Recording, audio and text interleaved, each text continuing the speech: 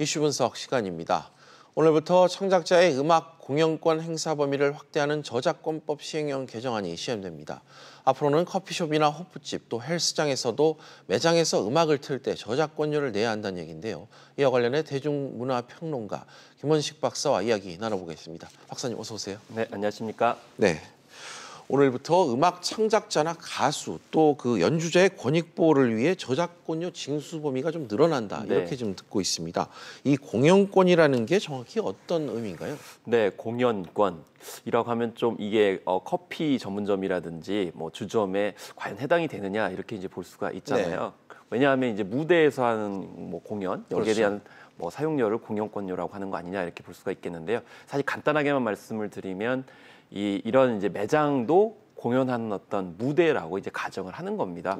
그래서 예를 들면 CD나 뭐 다운로드나 뭐 스트리밍으로 음악을 하는 건 개인이 받은 건 그냥 혼자 즐겨도 상관이 없는데 어떤 특정 물리적 공간에서 몇 사람을 두고 만약에 그걸 틀게 되면 그걸 이제 공연을 하고 이제 보는 것이고요. 그래서 공연권료는 두 가지로 이루어져 있습니다. 공연 사용료하고 공연 보상금 이렇게 구성이 돼 있는 그런 거라고 볼 수가 있겠습니다. 그런데 우리나라에서는 이런 개념이 좀 낯설기 때문에 아마 좀 이제 이런 것까지 해야 되느냐 이렇게 생각할 수 있는 점이 있는데 문제는 뭐 이게 작년에 이미 5월 달에 예고가 됐었고요. 또 8월 달에 실제 통과되고 또 그래서 1년 동안 지켜보다가 이제 올해 8월 23일부터 시행하겠다고 한 것이기 때문에 어느 날 갑자기 된 건 아니고요. 특히 학계나 또 창작자들 입장에서는 계속 지속적으로 문제 제기를 해왔던 부분이고 해외보다는 좀 낮기 때문에 국제 소송의 여지도 있어서 어쨌든지 간에 이것을 뭐 시행하긴 해야 됩니다. 네.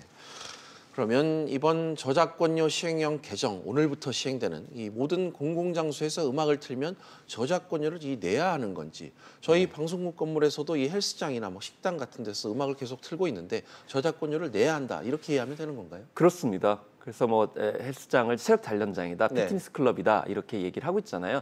그래서 체력 단련장 같은 경우에도 음악을 들으면서 뭐 이제 이렇게 여러 가지 운동을 하기 때문에 당연히 내야 되고요. 뭐 식당 같은 경우, 특히 주점 같은 경우도 이제 그동안 해야 됩니다. 주점이라고 하니까 좀 약간 느낌이 안 오는데 이 생맥주 전문점을 생각을 하시면 되겠습니다. 특히 크게 음악을 틀어놓기 때문에요. 그래서 이 물리적 공간에서 음악을 틀어놓는 거의 모든 곳이 이제 해당이 된다 이렇게 볼 수가 있겠는데 중요한 건 그 동안에는 한 3,000 제곱미터 정도 이상의 큰 곳만 했었어요. 근데 이번에 같은 경우는 그보다 좀 작은 곳까지 다 시행을 하기 때문에 그런 점에서 좀 더 민감하게 받아들여지고 있는 것 같습니다.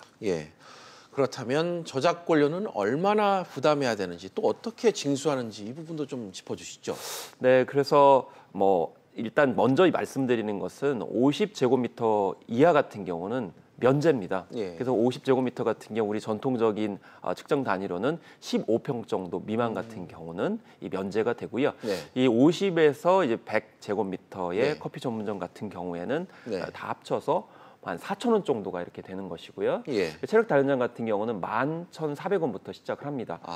그래서 이 100에서 200제곱미터 같은 경우에는 또 7,200원의 징수료를 커피 전문점에서 치러야 되고요.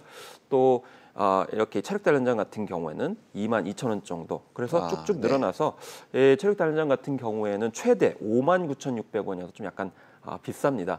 그리고 이 커피 전문점 같은 경우 또 생맥주 전문점 같은 경우는 최대 2만 원. 그러니까 1,000제곱미터까지 2만 원에 이제 해당이 돼 있는데요. 중요한 것은 이 대체적으로 뭐 커피 전문점이나 생맥주 전문점 같은 경우에는 대개 이 100제곱미터에서 왔다 갔다 해요. 최대 한 200제곱미터 정도가 이제 해당이 되고요. 실제로 이런 이제 그 50제곱미터에 해당되는 곳이 전체 한 40% 정도 해당이 되기 때문에 그런 면에서 다 이제 해당이 된다는 것은 아니다. 그러니까 대체적으로는 영세하게 지금 다들 운영을 하고 계시기 때문에 영세하게 운영하시는 분들까지 이렇게 민감하게 받아들일 필요는 없다는 것이 문화체육관광부의 또 입장이기도 합니다. 어쨌든 저작권료가 2016년 기준으로 261억 원 정도 되는데 이때 연간 60억 원 정도로 늘어날 것이다. 이렇게 얘기를 하고 있는 그런 상황이고요. 영업일수가 10일 미만이면 공연 사용료가 면제가 되는 그런 측면도 있기 때문에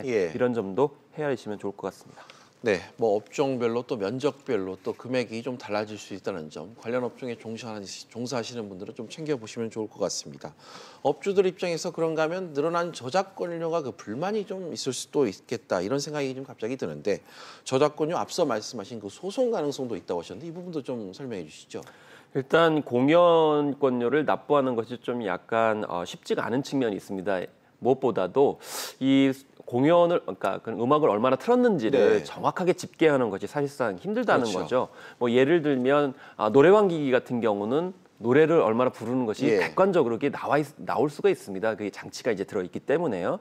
그래서 이 업주 입장에서는 그걸 어떻게 산정을 하느냐 이제 이런 문제가 이제 있을 수가 있겠는데 중요한 것은 이 징수 대상 영업자의 60%가 1등급이 60% 정도가 돼요. 예. 60% 정도 되는데 이게 결국에 1등급이면 2,000원이거든요. 도합해서 최대 4,000원이기 때문에 뭐 창작자 관련된 그러니까 이 저작권료를 대행하는 쪽에서는 아니 4,000원도 지불을 못하느냐 예. 이렇게 이제 얘기를 하고 있는 그런 측면들이 있기 때문에 어쨌든 그 액수가 너무 작아서 대체적으로 소송까지 가는 경우에는 아마 뭐 1,000제곱미터 이상 굉장히 넓은 범위에서 이제 영업을 하고 있는 분들이 해당이 될 가능성이 높다라는 것이죠.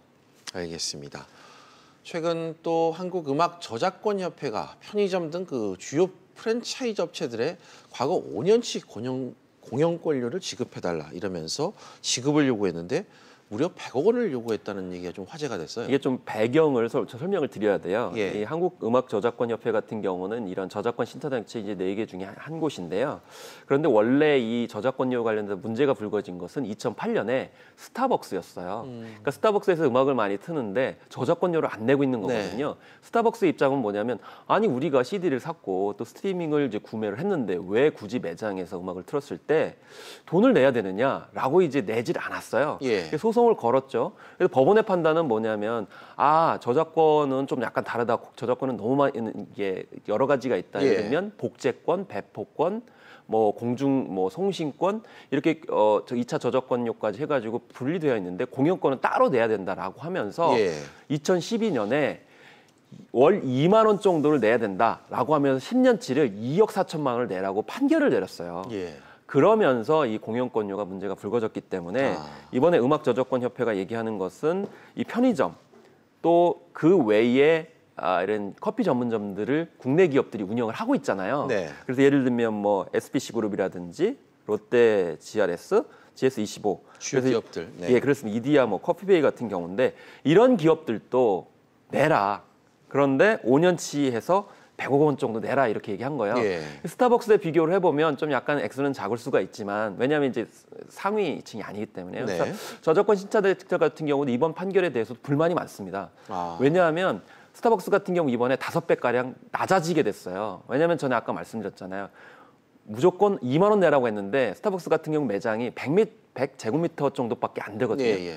그러니까 월 4,000원, 뭐 2,000원 정도만 내기 때문에 결과적으로는 다운이 된 상황이 벌어져서 그런 면에서 이 저작권 신탁단체 같은 경우에는 오히려 이번 조치로 인해서 대형 프랜차이즈 같은 경우에는 음악 이제 공연권료를 일종의 디스카운트를 받았다.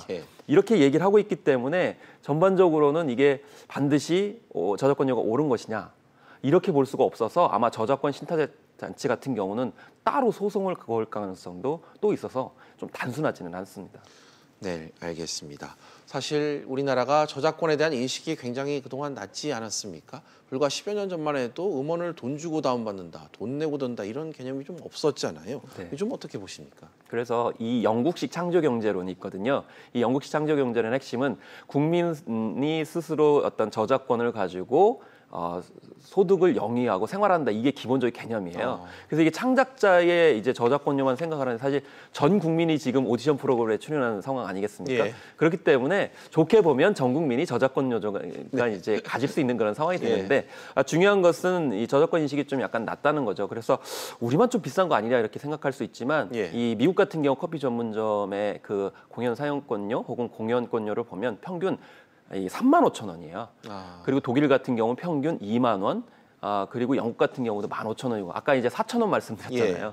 그렇기 때문에 굉장히 이 해외 같은 경우는 비싸고요. 그럼 그거는 이제 선진국 얘기 아니냐 이렇게 얘기할 수 있는데 우리와 GDP가 비슷한 스페인이나 호주 같은 경우에도 우리보다 10배가 비싸요. 그렇기 때문에 우리나라가 이제 비싼 거 아니냐 이렇게 얘기하는 건 좀 약간 경우가 달라서 앞으로 이런 저작권료가 지금은 좀 낯설지만 정착을 하게 되면 또 여러 가지 파생 콘텐츠가 생길 수가 있어요. 예. 뭐 예를 들면 지금 현재 업계에서는 매장 음악 전문 서비스 업체 혹은 그런 예. 서비스들이 반색을 하고 있습니다. 왜냐하면 아까 정확하게 음악이 틀어지는 그 횟수를 어떻게 할 수가 없다고 그랬잖아요. 예. 근데 매장 전문 음악 서비스에 일정 종류의 돈을 내게 되면 자동적으로 그런 것들이 다 해결이 돼요. 그러니까 굳이 뭐 4,000원에서 최대한 한 7,200원 정도만 드리면 예. 자동적으로 그런 문제들이 해결되기 때문에 오히려 그런 매장 음악 전문 서비스 같은 경우에는 네. 새로운 화랑을 맞을 것이다 이렇게 얘기를 하고 있어서 좀 일장일단이 있는 것 같습니다. 네. 저작권, 이 공연권료에 대한 그 개념이 정립되고 지불하는 문화가 정착되는 계기가 되는 것 같습니다. 마지막으로 이 대중음악을 아예 틀지 않겠다 이런 문제도 일각에서 좀 제기되어 있는데 이런 기타 부분에 대해서 문제점들 좀 한 부분 해결 방안 있다면 짚어주시죠. 그렇습니다. 이제 대중음악을 틀지 않겠다 그렇게 되면 이제 해외 뭐 팝 음악을 주로 이제 틀겠다 이렇게 이제 많이 말씀을 하시는데요. 네. 아마 이런 것 같은 경우에는 주로 이제 매장 규모를 크게 하거나 예를 들면 이제 피트니스 클럽 같은 경우는 네네. 이제 대체 이렇게 얘기를 할 것 같습니다. 그렇지만 아마 지금 현재는 뭐 집계 횟수라든지 그 수익 배분에 관련돼 가지고 문제가 있기 때문인데 사실 이 테크닉 그러니까 시스템이 갖춰지게 되면 예. 좀 시간이 걸릴 뿐이지 자동적으로 해결될 것이라고 생각이 들고요. 또 업계에서는 지금 좀 약간 너무 이제 앞서 나가는 얘기인지 모르겠지만 블록체인 기술의 바탕을 둔 이제 음악 서비스 같은 경우도 검토가 되고 있어요. 네. 그 같은 경우는 거기에 이제 등록만 하게 되면 모든 것들이 다 자연 해결이 되기 때문인데요. 그리고 사실 창작자 입장에서 봤을 때는 또 하소연을 하고 있습니다. 우리가 돈 많이 받는 거 아니다 이렇게 주장을 하고요. 실제로 가수나 연주자, 작곡가 같은 경우에는 전체 그 100%의 수익 배분율을 보게 되면 3% 내지는 4% 정도밖에 가져가고 금액에서도. 있지 않아요. 그렇기 때문에 실제로 이제 매장 운영하시는 분은 너무 많이 가져가는 것 아니냐 이렇게 하지만 실제로는 창작자한테는 아직도 많이 돌아가고 있지 않기 때문에 이런 점들을 좀 헤아리시게 되면 좀 너무 억울하다 이렇게 생각하지 않을 수 있는 점도 있다고 저는 생각을 합니다. 알겠습니다. 지금까지 대중문화평론가 김원식 박사와 이야기 나눠봤습니다. 오늘 말씀 감사합니다. 네, 감사합니다.